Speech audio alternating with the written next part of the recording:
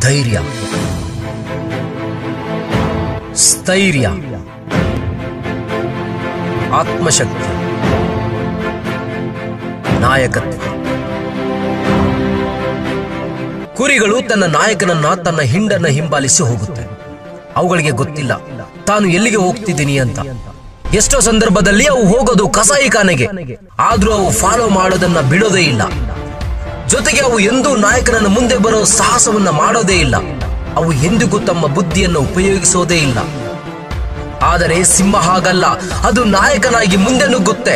ಯಾಕಂದ್ರೆ ಅದರಲ್ಲಿ ತಾನು ಮಾಡಬಲ್ಲೆ ಎಂಬ ಛಲ ಇದೆ. ಎದುರಾಳಿ ಎಷ್ಟೇ ಬಲಿಷ್ಠನಾದ್ರೂ ಎದುರು ನಿಂತು ಹೋರಾಡುವೆ ಎಂಬ ತಾಕತ್ತು ನನಗಿದೆ ಅಂತ ಅದು ನಂಬಿರುತ್ತೆ. ತಾನು ಹೋಗ್ತಿರೋ ದಾರಿಯ ಬಗ್ಗೆ ಅದರಲ್ಲಿ ನಿಚ್ಚಳವಾದ ಶ್ರದ್ಧೆ ಇರುತ್ತೆ. ತನ್ನ ಜೊತೆ ಬಂದವರು ಅರ್ಧದಲ್ಲಿ ಹೋದ್ರೂ ಪರವಾಗಿಲ್ಲ, ತಾನು ಮಾತ್ರ ಅಂದುಕೊಂಡ ಗುರಿಯ ಕಡೆ ದೃಢ ಹೆಜ್ಜೆಯನ್ನ ಇಡುತ್ತೆ. ನೀವು ಹಾಗೇನೆ. ನಿಮ್ಮಲ್ಲಿರೋ ಶಕ್ತಿಯ ಬಗ್ಗೆ ನಿಮಗೆ ಮಾತ್ರ ಗೊತ್ತು. ನಿಮಗೆ ಮಾತ್ರ ಗೊತ್ತು ಯಾವ ದಾರಿಯಲ್ಲಿ ನೀವು ಹೋಗ್ಬೇಕು ಅಂತ. ನಿಮಗೆ ಮಾತ್ರ ಗೊತ್ತು ನಿಮ್ಮ ಸ್ಟ್ರೆಂತ್ ಏನು ಅಂತ. ಪ್ರತಿಯೊಬ್ಬರಲ್ಲೂ ಸಿಂಹದಂತ ಹೃದಯ ಇದ್ದೇ ಇರುತ್ತೆ. ಅದನ್ನ ಹೊರಗೆ ಬಿಡಿ. ಈ ಪಳ್ಳು ಸುಳ್ಳು ಪ್ರಪಂಚದೆದುರು ಅದನ್ನ ಗರ್ಜಿಸೋಕೆ ಬಿಡಿ. ಹೀಗಂದ್ರೆ ಸಿಂಹದ ಹಾಗೆ, ಎಸ್ ಥೇಟ್ ಸಿಂಹದ ಹಾಗೆ ಹೇಳಿ, ಐ ಕ್ಯಾನ್ ಡೂ ಇಟ್ ಅಂತ ಹೇಳಿ. ಒಳಗೆ ಮಲಗಿರೋ ಛಲಾನು ಸಿಂಹವನ್ನ, ಛಲಾನ ಮೃಗವನ್ನ ಇಡೀ ವಿಶ್ವಕ್ಕೆ ತೋರಿಸಿ. ಸತ್ತಾಗ ಯಾರು ನಿಮ್ ಜೊತೆ ಬರಲ್ಲ. ನಿಮ್ಮ ಏಳಿಗೆ, ನಿಮ್ಮ ಬೀಳಿಗೆ ನೀವು ತೆಗೆದುಕೊಳ್ಳುವ ಒಂದು ನಿರ್ಧಾರವೇ ಹೊರತು ಮತ್ತೇನು ಆಗಿರಲ್ಲ.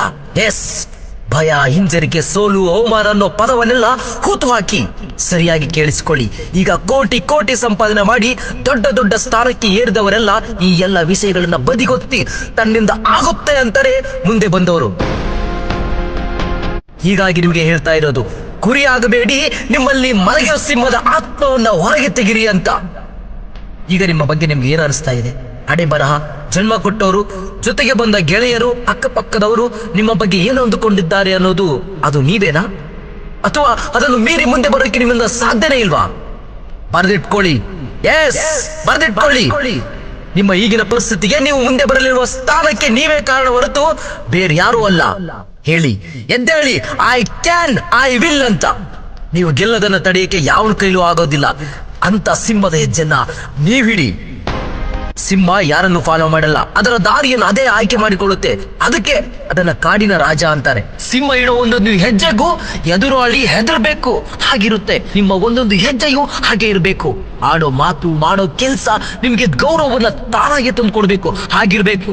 ಆತ್ಮವಿಶ್ವಾಸ ನಿಮ್ಮಲ್ಲಿ. ಜೊತೆಗೆ ಬಂದವರು ಅರ್ಧಕ್ಕೆ ಹಿಂದೆ ಹೋದ್ರು ಅಂತ ತಲೆ ಕೆಡಿಸ್ಕೊಳ್ಬೇಡಿ. ನಿಮಗಾಗಿ, ನಿಮ್ಮನ್ನೇ ನಂಬಿರೋ ನಿಮ್ಮ ಕುಟುಂಬಕ್ಕಾಗಿ ನೀವು ಮುಂದೆ ನುಗ್ಗಿ ಬರಬೇಕು. Follow your heart. ಹೇಳೋರು ಕೇಳೋರು ನಗೋರ್ ಕತೆ ಇಲ್ಲ ಪಕ್ಕಕ್ಕಿಡಿ. ಸೋತ್ರೆ ನೋಡಕ್ ಬಂದೆ, ಗೆದ್ರೆ ಆಡೋಕ್ ಬಂದೆ ಅನ್ನೋರ್ ಬಗ್ಗೆ ಯಾಕೆ ತಲೆ ಕೆಡಿಸ್ಕೊಳ್ತೀರಾ? Set your goal right now. ಹೊರಡಿ. ಯಾಕಂದ್ರೆ ನಿಮ್ಗೆ ಸಿಕ್ಕಿರೋ ಅತ್ಯಂತ ಪವಿತ್ರ ಮನುಷ್ಯ ಜನ್ಮ ಇದೊಂದೇ. ಇದರಲ್ಲಿ ನೀವು ಸಾಧಿಸಿ ತೋರಿಸಿ. ಹೊರಡಿ. B A lion.